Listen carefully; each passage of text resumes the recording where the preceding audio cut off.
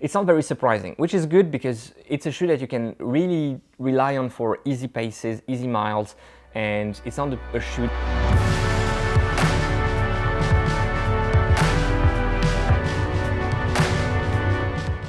Hey everyone, and welcome back on the channel. My name is Alex. Welcome to another shoe review. We've had some vlogs on my last race, a very tough one. You can go check it here, upper right hand corner. And so before diving into today's review, I just want to ask you, can you share in the comments one tough race, one tough experience in sports, maybe not a race, but a training that was really tough, really hard, and that can relate a bit to the experience I had last weekend. I'd love to hear from you on that in the comments. New Balance FreshFoam More V3, a maximalist daily trainer, and one that we'll have in the Maximalist Daily Trainer battle that is coming up very soon on the channel. Sorry, it's taking me a bit longer than expected to put together all the data and all the metrics for this mega review, this mega battle, but it will arrive sooner rather than later. Quick disclaimer, this shoe was sent to me for free for my review by Top 4 Running, our partner in the EU.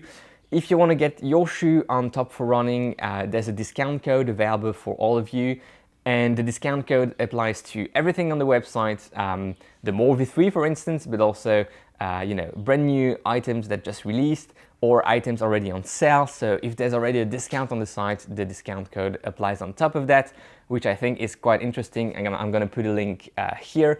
You can just go check whatever you want on the site and use the discount code if you want to. Specs, first of all, weight, we're looking at 327 grams in my size US 11, EU 45. It's a heavy shoe, no doubt. It's heavier than the Invincible, it's heavier than other shoes in that category like the Max Road 5, like the Novablast. So it's a heavy shoe. There's a reason for that, and let's check right now the numbers for the width of the platform. It's a very, very wide platform. Should it be in the forefoot, in the midfoot, in the heel? It's pretty much the widest platform I've measured. So, you know, all the foam and all the width that we have here is also a reason for the high weight. But again, I don't really mind high weights and heavy weights for daily trainers.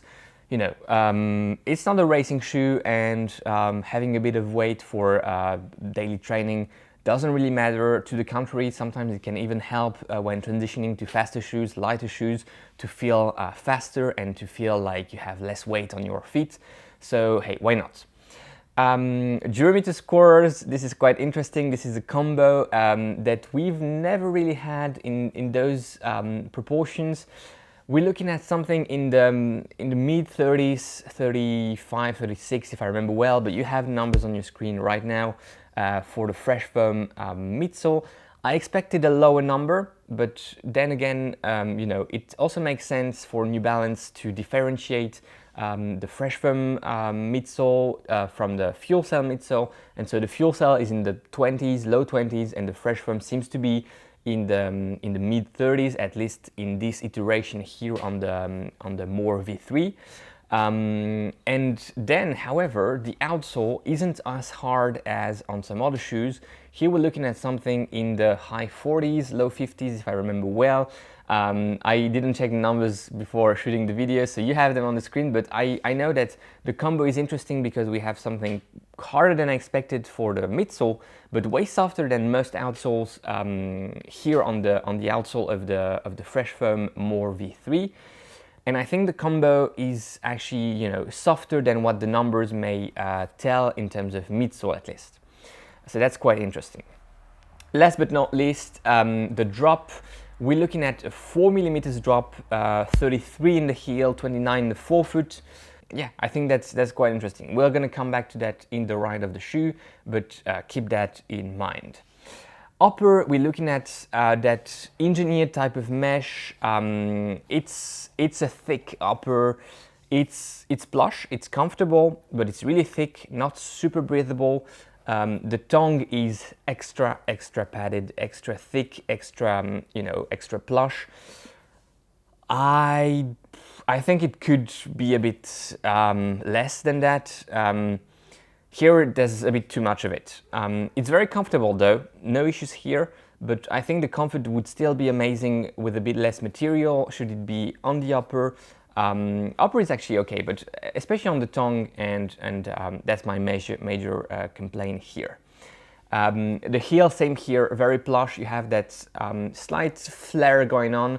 The wrapping is very good. Lockdown is excellent. You don't have any gusset on the tongue. It's not half gusseted, not fully gusseted. It's just a free tongue.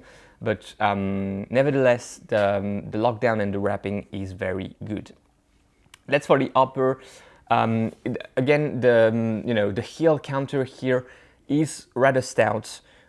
So if you're looking for something way more supple or way harder, depending on your preferences or needs, here just so you know, this is actually quite stout. There's a bit of give to it, but not too much. The insert is removable. Midsole, so this is the FreshFoam EVA midsole, and it's soft, it's cushioned. It's nothing really astounding when compared to other EVA midsole or supercritical EVA in that maximalist daily trainer category. We won't dive into any comparisons here because we'll have the mega battle for that. But it lacks a bit of, I think, innovation on the one hand, and maybe a bit of surprise. It's not very surprising, which is good because it's a shoe that you can really rely on for easy paces, easy miles, and it's not a shoe that will take you to higher paces without you willing to go there. So from that standpoint, it's fine. The ride is what I would call, that dampening cushion. Quite dense. I think dense is one of the words that I would use, quite dense. And thanks to the width of the platform, it's a stable ride, which actually makes sense also from the standpoint of the midsole, which doesn't have any super soft geometer score and doesn't collapse at all. So the width of the platform plus that EVA midsole makes it a rather stable ride without any stability features as such. That's for the stability, and the drop 4 millimeters. I like low drops because I'm a 4-foot striker, and I enjoy that. For easy days though, I think I prefer something a bit higher, like 6, 8, even 10. Why not? Because I like to have my calves a bit resting, giving them a bit of rest, and this doesn't quite achieve that. The softness and the cushion of the ride compensate a bit for that. But yeah, just so you know, I think this 4 millimeter drop can work very well for some people who enjoy that for all their shoes or for easy days. But if, like me, you prefer something a bit higher in terms of drop for your easy paces, this may not be the right choice. However, heel striking is okay. You don't have a fantastic transition from heel to toes. But that's A, the drop, and B, the geometry of the midsole that doesn't provide a fantastic transition. I think it's designed with a bit of rocker, but you don't really feel it. So yeah, if you're looking for a rocker ride with a higher drop, or a rocker ride with that 4 or 5 millimeters drop, this may not be the right shoe for you. Who is this shoe for? I think people with wide feet. Because on top of having a wide platform, you also have lots of room, volume, and length. So from that standpoint, it's perfectly fine. So wide feet, long feet, I think would work with this shoe. Milled pronators, soft, light pronators. You have a nice stability, and that's A, from the width of the platform, inherent stability, from the construction of the shoe. The EVA FreshFoam midsole doesn't collapse too much, so if you're looking for neutral runners, and milled pronators will be really well with this shoe. And people who enjoy a 4 millimeters drop for their easy days. That means people who like to have their calves a bit stretched, a bit working differently, a bit more on easy days. I think this is a nice offering.